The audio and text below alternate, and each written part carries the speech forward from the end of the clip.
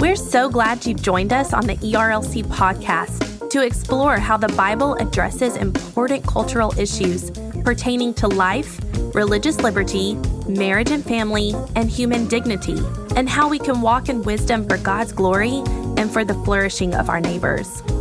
If you're enjoying this podcast and find it helpful, please leave a review wherever you listen. This will help more people find and benefit from what we're learning together. We are grateful for the time you take to join us for these conversations.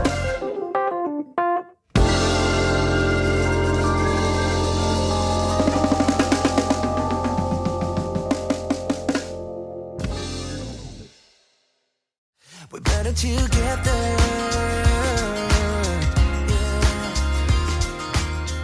If you're in a place where you're consistently not being supported and you are consistently being discouraged and you are being dismissed, then that very likely is not the place where God would have you to be. Because God did create you in His image. God did call you. God has gifted you. Hi, I'm Trillian Newbell, and I'm excited to announce our series, Better Together. The series captures our desire to partner together as men and women in the church and beyond to advance the kingdom with mutual support and care. Better Together will address a wide range of topics from sexual abuse, leadership, women in work, women's ministry, and so much more. Our goal is to inform and equip listeners on matters most important to women in the areas of church, home, and work. Better together. Today on the podcast, we have Jennifer Lyell. She is the Vice President of Book Merchandising and Publishing for Lifeway Christian Resources. Jennifer and I have been laughing for the last 5 minutes, so welcome. Yes, I'm so excited to be here. I Thanks am so excited, much. It's too. really good to see you. It's great to see you. And we've known each other for I don't know how long. Probably 5, 6 years. Yeah, 5 or 6 Probably. years. How long have you been in Nashville now? Oh, well, about 5 or 6 years. So I think probably, So it's really great to be here.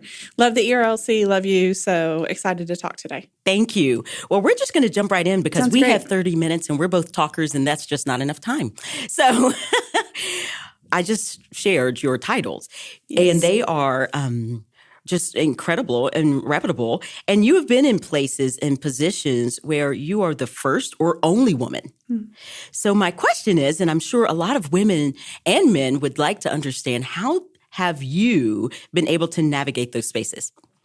Well, first I would say that I've not always done so well. I started out in a place of not navigating well. I started out early in my ministry and in my career of the less natural it felt for my voice to be heard, the more loud I felt my voice had to be, which was really counterproductive and counterintuitive. And it's really a matter of grace that I had people who were kind and patient with me and found ways to be corrective and gentle and helpful.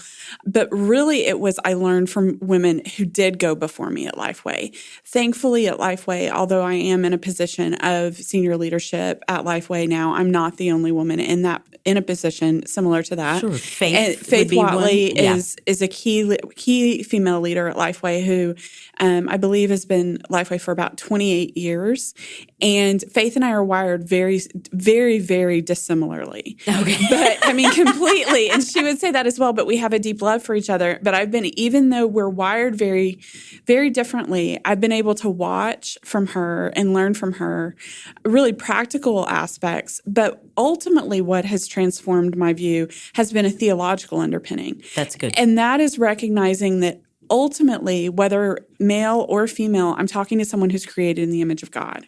And I'm engaging with someone who's created in the image of God. And if I look at that person as a fellow image bearer, then whatever those differences are, those fall away. Right. And when it comes to the difference of gender, then all of a sudden, I've got a perspective of a brother and a sister. No, that's good. And once I have a perspective of a brother and a sister, then there's a natural kind of flow, and there's a natural way in which we engage. There's a natural respect. There's a natural give and take.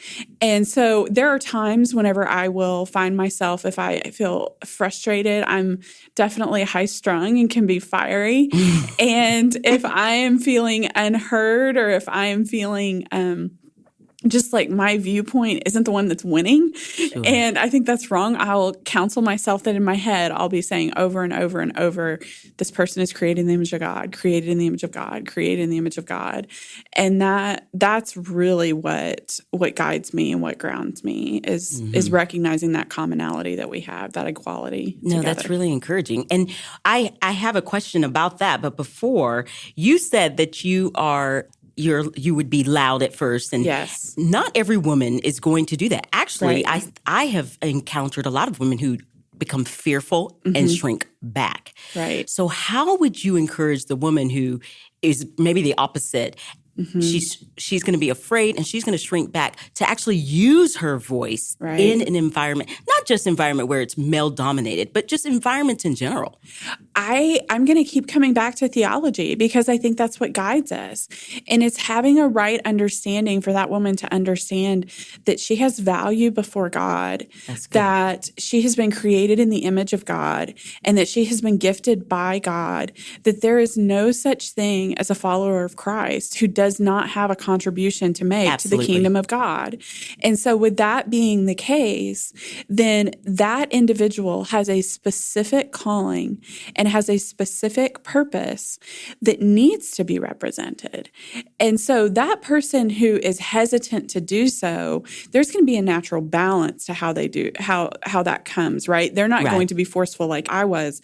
They may struggle with needing to force themselves, but they can use that theological conviction of what God has called them to force themselves to faithfulness in an area that's not as natural to them. No, that's so encouraging and inspiring. And I think for a lot of women listening, that will help them to take a step of faith, because a lot of this is a step of faith. Right. But you've mentioned theology several times. So what do you say to the person who is listening and saying, yes, I have that conviction. I believe that. I've stepped out, but I've actually not received support from men. Right. So how do you encourage her? Right. I think it is looking for the places and the spaces where you can find that avenue. I think this doesn't always have to be, one of the things we have to realize is that fulfilling God's purpose for us and living out God's plans for us may not always happen in the context of a Christian environment. They may happen in the context of a secular environment. It's true. I have a friend who, not because she wasn't accepted or supported in her church, but just because of how she felt led to invest in younger individuals. And there was not a natural path that was happening in her church. But yet she happened to meet someone who owned a chocolate shop. And this individual, this woman, she had extra time. And so she began to volunteer working at this chocolate shop. And it was a small startup business that needed help, that was owned and operated by all young people. And now here's this older woman who comes in, who gives her time, who is a believer, who's naturally pouring into them in the cadence of regular life.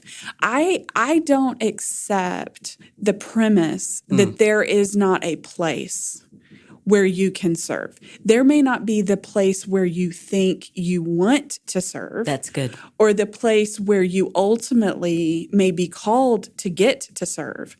But there's always a place to begin serving. There's always someone on the fringe that no one is talking to. I was teaching, I've got a young girl that started coming to our church who wanted someone to read the Bible with her. And so we're reading through John, and we were reading in John 5 last night about Jesus with the man at the pool of Bethesda. And, it says this man for 38 years, he had been suffering, and he could never get down to the water because there was no one who would carry him. That everyone else who was there, they had someone to help them. Well, if we open our eyes, there's always someone around who does not have someone to help them. Yes. And so we may not have, as women, as natural an on-road to the national stage, as much of an on-road to some of, the biggest platforms. Absolutely, yeah. But that's not necessarily where the biggest ministry is. That's not where the biggest impact necessarily is. And so I think if we look for those one-on-one encounters and we're faithful to see those inside the church and outside the church, we're always going to have them. And that gives space for the woman who wants the quiet ministry, or maybe the woman who wants the more of an advocacy ministry with a voice, the kind of thing that I'm wired more toward. Sure. No, that's encouraging. And that's good. I don't think we often think about to look outside. We get fixated on, okay, this is what I think. This is what I need to do. Right. And what I think we also can realize is that there are ways to serve outside of our local church that are commendable. Absolutely. And, of course, also in the areas of business and work and life beyond. One thing I would not be me if I didn't mention, though, is that I dare say that there's not a church anywhere that does not want more children's ministry volunteers. Sure. Now, I, as a female who went to seminary, I had the stereotype that like all of the girls were there for children's ministry. Sure. And that was not me. And that was not my, I was a theology nerd. And so I was very adamant with everyone that, I'm not going into children's ministry. This is not what I'm doing. And the way I serve most distinctly in my local church now and have for many years is through teaching 3-year-olds. Yeah. And it is without a doubt, I've had the opportunity to teach adults. I've taught internationally. I've taught domestically. I've taught teenagers. And I've taught 3-year-olds. And nothing is more challenging and nothing is more fulfilling than teaching 3-year-olds the Old Testament every week. And so I want to give a shout out to those who are saying, I really want to serve within my church. Yes. And I'm not finding a place to do so. I would say run to whoever coordinates your children's ministry and say, put me in the place where you need me the most. And the place where they need you the most is the place where God will use you the most. I have had the opportunity to have some of the most in-depth conversations about the Trinity that I've ever had with anyone with a 4-year-old.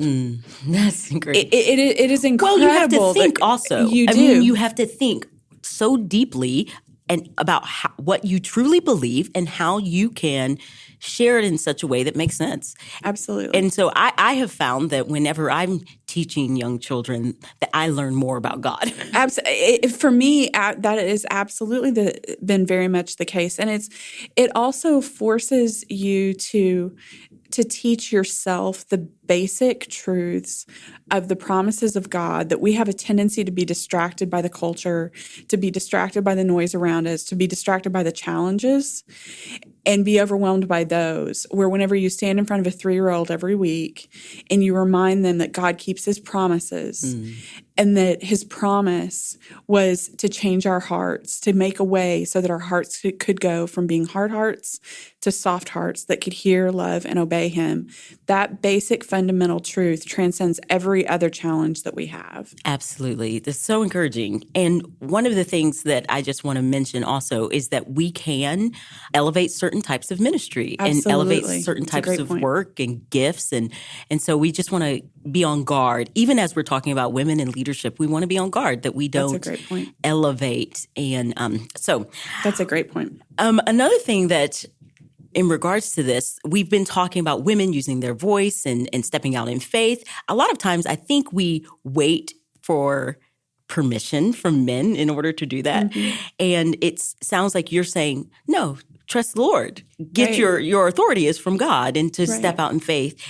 Where do you see men, however, supporting women in this area? But because I see from just our culture, there's been a lot of I'm going to use the word pushback, or I really don't know the best word to use, but towards men can kind of almost be like the enemy. Exactly. That's so not been my case. I have had I have been incredibly supported, and I've been incredibly supported by men toward ministry at times when I look back and think, oh my, how did they see something in me that was worthwhile because I was so rough around the edges?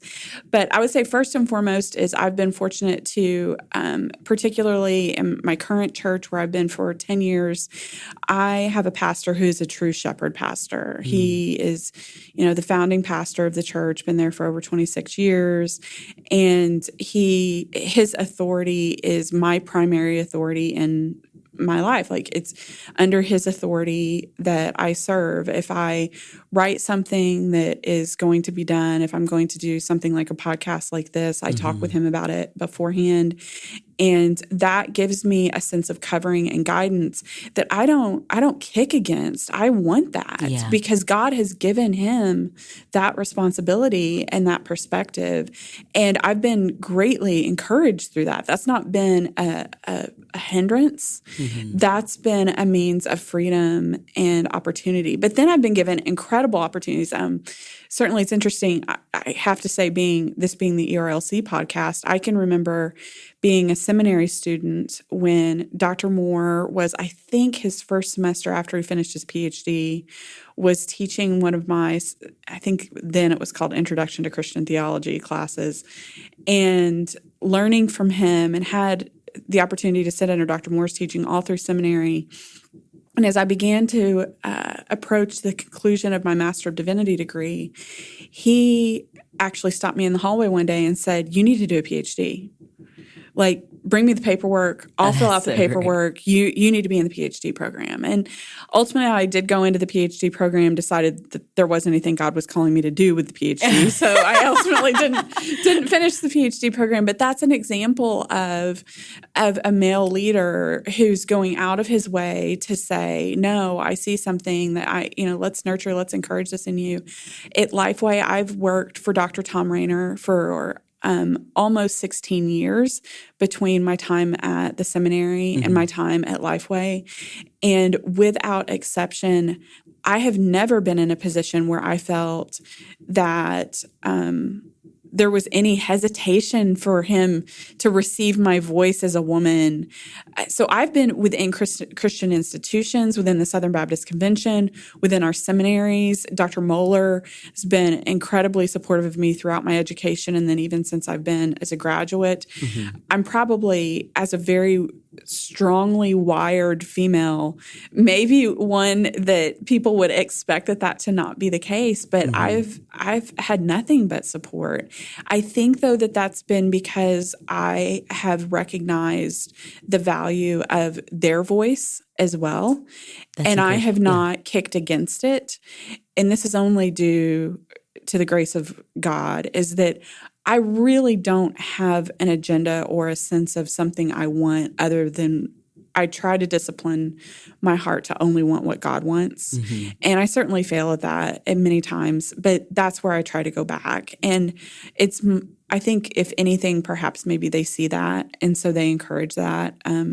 So I think godly men will encourage the godliness that they see in us. Sure. When we display that. No, that's encouraging. So for the woman who's listening and saying, amen, that's great for you. Right. How do you encourage her faith? The woman who hasn't experienced this amazing support. Right. One, we're encouraged that there are men out there who are for you and who are supportive. But how would you encourage her? I would say that, I'm talking about those who I happen to be in a position to be able to point to names that people know. But the reality is I think this is the majority of the men in our church. This is the men, the dads who come and pick their kids up from my Sunday school class and thank me with tremendous earnestness for how I teach their children. I think guys really do get a bum rap that they're necessarily against us. That's just not been my experience. So I would say to that woman, I would say to look with the lens of expecting support instead of through a cynicism. No, that's And good. now I've had that to be said. I've certainly had experiences where I've not been supported. I've had experiences where I've been abused. I've had experiences where I've been exploited. And it would be very easy for me to make that the narrative that is at the epicenter. But I work to push that to the periphery because that's not where God is honored for me to focus. God is honored for me to focus on godliness. And so we deal with those things. We approach those things. We handle those things when they come up in a way that needs to be handled. But then ultimately, I think we need to put our focus in those places where we see God working and encourage those voices. It might be one man in your church who's kind to you, but esteem that man to your pastor and encourage your pastor. And I think that you'll get encouragement back. But I feel for those women because I have really had such extraordinary experiences of being well supported that I hope, if anything, perhaps maybe the encouragement they come away from is this is possible. And maybe if you're in a position where you're consistently not being supported, that's not the best place for you to be.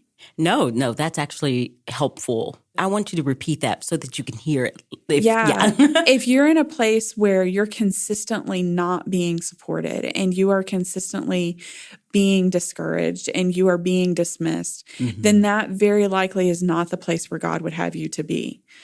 Because God did create you in his image. God did call you. God has gifted you.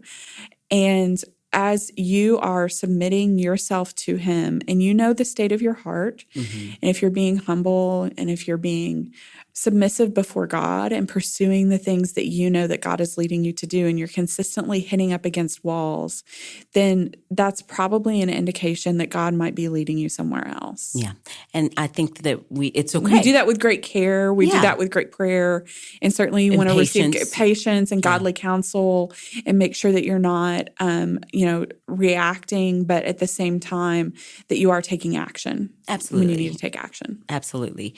So you have, not just you, but one of the major topics of 2018 has been in the area of abuse. Where have you seen this play out in the broader culture and in the church? I ask this because you are in a leadership role, so you have seen and watched the culture react to this. Yeah. I will say, first, I want to say that it's impossible for me to address this question without acknowledging that I experienced sexual abuse of many forms, actually, both as a child as well as an adult. So I've experienced sexual abuse specifically both outside of the church as a child and in the context of Christian community as an adult, which is I don't know how distinct a lens or perspective that is. I hope it's rare, but it does give me one that has made the past really couple of years really, really challenging. And it's particularly very challenging. The hardest thing for me has been whenever instances of abuse, exploitation, sexualization of women, sexual assault of women come to light and the church is quiet. The church is dismissive. And by the church, I don't mean, we're not Catholic, so we don't have one voice that can speak for us, but we certainly have key leaders, right? And so when those leaders who are on the national stage are silent or are somehow dismissive of the significance, it has been one of the biggest seasons when I have struggled with rage of just desperately wanting to unbridle my voice as much as possible and shout to the roof, shout to the mountains, shout to anyone who will hear, this is not okay, and you don't understand what this is. But I don't know that that's helpful. And so I've sought to be prayerful and to be quiet. I have great support from my pastor and his wife, know of my experiences and my past, both as a child and as an adult. I have a tremendous educated, gifted, godly counselor who has walked with me through all of this. And so I've been very slow to speak in this season. It's only recently that I've began acknowledging that, yes, this is something that I've walked through. And the reason I have is because I think it's important that people begin to understand how prevalent this is around them. Yes. And one of the things that was the most shocking is there was a time when I decided that the leadership team on which I serve, because of just various circumstances that were going on within the Southern Baptist Convention and within my world, that they needed to know what I was walking through. And I shared my story with them. And this is a group of about 12 or 14, and there are 2 other women on the team. And so mostly men who have worked with me for years. And the thing that I heard from most of them was how surprised they were that this could happen to me. And what they meant and what many articulated was, but you're so strong. Yep. And I even had one individual who has 2 children, 2 daughters, one who's kind of more fiery and one who's more shy. And that individual said, I could see, I worried about this with the one who's shy. But I wouldn't have worried with the other who's more like you. And so part of why I began to speak is to say there is no type to which this happens. Yes. There is no single circumstance in which this happens. There is no limitation to how far this can go. So that's one aspect I would say of how I've been affected. The other aspect is I have, and this is maybe going to sound crazy, but I have a real heart for the families of those who are connected to the abuser. Yes. Because as these stories have gone public in many instances, you know, abuse generally doesn't happen in isolation. It generally happens in the context of relationship. Yep. And abusers are not generally isolated. Abusers generally have families. If you look at 2 of the most prominent cases in the national media that have come out in the past couple of years, the Larry Sandusky case and the Larry Nassar case, both of these are married men with children, with families, part of the extended, community around them. Well, in the aftermath of these things coming to light, which they should and they must, there's another set of victims. Absolutely. Their family is upended. Their worlds are turned upside down as well. And it is a challenge and a struggle as someone who is the one who is abused to take the step that is going to create that disruption in someone's life. And so I think that there are so many reasons why people don't understand why abuse victims don't come forward. And that's one that I've not heard people talk about, but I think is key. I think also just how easy it is for someone, if you've been abused, the statistics on someone who's been abused once being abused again are astronomical. And I know in my situation that was definitely a factor, is it's much easier to believe that something is your fault. Absolutely. Or that you're somehow causing it even when you're saying no, if it's something from your past, that somehow something got broken in me and it's making this thing happen. Yeah. So the confusion that is brought through this, again, brings me back to theology and to remembering that God is not a God of confusion. No, he's not. God is a God. He's the voice of truth. Right. And the voice of confusion is the author of lies. And so where we find confusion and where we find pain and where we find things that do not stand up against the word of God, that's when we must speak, whether it's abuse, whether it's women not having a voice in a place where they need to have a voice, whether it's, imbalance in the church as far as the kinds of ministries that we have. Right. All of that, ultimately we hold it up not against the culture, not against what we want, not against what our emotions want, but what does the word of God say? that's what our standard is. And so that's how I've tried to discipline myself throughout this, but it's been hard. It's hard to watch the news. It's hard to listen. I made the mistake of listening to the Kavanaugh Senate hearings, and that was one of the hardest things I've ever done. And it's a sad day when listening to Senate confirmation hearings can be emotionally gut-wrenching. Exactly. Yeah. No, that I experienced similar emotions. It was very difficult. And I imagine that a lot of women and men who are listening to this experience the same and struggled this last couple of years. I would say that's been one of the things that's been the most encouraging to me, has been to see how some key men have responded to what has come forth. You and I know many of these same men, but I think about Ray Ortland. Yes. I think about Dr. Moore. I think about Dr. Moeller and the article that he wrote on the reckoning of the Southern Baptist Convention when it became clear that this was an issue within our own denomination.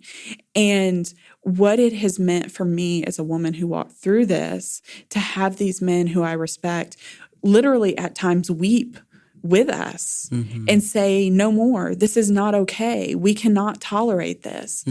And that has been a point of great encouragement, to be believed, to be told I'm sorry by men who I respect, right, and men who I never thought I'd be having conversations with about these topics. Yeah. And, has been really incredibly redemptive in light of all of the challenges of the past couple of years. No, that's encouraging. And we're going to keep going because I do have two more questions for you. One, you talked about where you're encouraged. Right. Seeing Ray Ortland, who we're all encouraged by. Yes. Ray Ortland. Yes. If you're on Twitter and you don't follow Ray Ortland, you need to unfollow everyone else and just follow Ray Ortland for a while. Yeah, and his Instagram. He's just so encouraging. Where would you like to see the church grow? Because there are places where we really need to grow. I think in a lot of ways, from my perspective and what I've seen a lot of reaction. And so, which is good. People are responding, right, but it would be wonderful if we wouldn't be so reactionary. We'd be on top of it. But that's just mine. So what about you? What do you think? I think that we have there's one thing that I've said often that the church needs to realize and understand, and actually I'm going to say two things that the church needs to realize and understand, and that is, first of all, that sexual abuse does not only happen to children. Right. And second is that sexual assault is not only rape. Yes. And when you understand those two things, you understand the breadth of what you're dealing with. And I said to a friend recently who pastors a very, very large church, I ran the numbers statistically on the number of women that he stands in front of every single week who have experienced sexual abuse or sexual assault of some form. And I said, when was the last time you made certain that those women knew there was a place in the church for them to go? Well, you know what? I was greatly encouraged because his answer was last Sunday and every Sunday.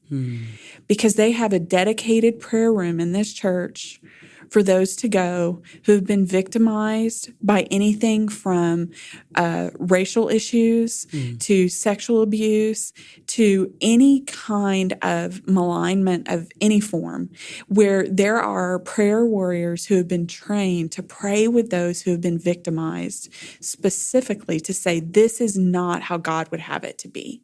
Now, that's an incredible example of a church that's being proactive on an ongoing basis. I think we have a tendency to do, and I wonder, I worry at times that this being so much in the cultural conversation now, that this will be a moment, right? That 2016 to 2018 is when we talked about sexual abuse. Well, no. Sexual abuse is as old as the Old Testament. Yes. And it is not, unfortunately, going to go away. It is an ongoing issue. So it needs to be an ongoing ministry of the local church. I recently was doing some research and realized that where we live here in Nashville, that there is not any support groups that operate within the context of any churches for sexual abuse survivors. Wow. Well, In this massive, in with this- all these with church, all we're very these- church. We're very, very, very church. Wow. And this is a massive issue. Well, why is that? Well, it's the perception that no one will come. Well, no, people will come. People will come. So there's work for us to do. Some of that work we're beginning to do at Lifeway and to look at how we can serve in that way. So to me, I think where it needs to change is to go from us either just being preventative by doing things like background checks and education with children's ministry, or reactive, as you said, to instead broadening to understand how big sexual abuse is, how many it impacts, the same thing with sexual assault, and then having some sort of ongoing ministry within the context of every local church, whether that's really a prayer ministry or it's a support group that engages those who have been impacted by these issues. No, that's excellent. That's excellent. How could you encourage men and women to partner together? So we've been talking about leadership and thinking about how can they partner together? Because the name of the podcast is Better Together. Better Together. So how can we do this? I will share within the Southern Baptist Convention, there's been a commission made to the ERLC, and Pastor J.D. Greer, the president of the Southern Baptist Convention, are working on together facing this issue right now. And because of my role, both my role at Lifeway as well as my personal experience with the issue, I had the opportunity to have a conversation with Pastor Greer about this and just saying, hey, how can I help? You call on me if there's something I can do. Well, a week and a half later, I got an email from a guy on his staff who's working on these issues who said, hey, can we jump on the phone? There's some ideas I want to bounce off of you. That is great. I really think it's just having conversations. It's us starting saying, it's us saying, hey, this is the elephant in the middle of the room. I'm willing to talk about it. Are you willing to talk about it? Now call on me whenever it's time for us to talk about it. And I've since had 2 or 3 conversations where we've been able to ideate and think through ways that we can serve churches. And all it took was saying, hey, let's talk. Yeah. It will be better if we have this conversation together. Absolutely. No, that's encouraging, and that's a start. And we are looking forward to seeing what both Lifeway and the ERLC produce and do, and resources to help encourage, prevent, equip people in this area, because it's, like you said, it's ongoing and it's essential that we face it and not just deal with it, but help and support one another. And to remember that there is no situation that is impossible for God to redeem. Absolutely. Every situation. And speaking of redemption, will you end us on some gospel hope about both this topic of leadership and abuse? Yeah, there was a day over the course of the past year that was really significant in my journey, as it was around the time that I was disclosing some abuse to some individuals. And it happened to be that day someone came to preach in Lifeway Chapel, and the passage that was preached was Psalm 23. And of course, we're all very familiar with that passage. But I sat on the second row, and I heard that passage through the lens of someone who is a sheep who had been trapped, and then through the lens of who is my God who frees me. And so the best gospel hope I know to give us is to end by reading Psalm 23. The Lord is my shepherd. There is nothing I lack. He lets me lie down in green pastures. He leads me beside quiet waters. He renews my life. He leads me along the right paths for his name's sake. Even when I go through the darkest valley, I fear no danger, for you are with me. Your rod and your staff, they comfort me. You prepare a table before me in the presence of my enemies. You anoint my head with oil. My cup overflows. Only goodness and faithful love will pursue me all the days of my life, and I will dwell in the house of the Lord as long as I live.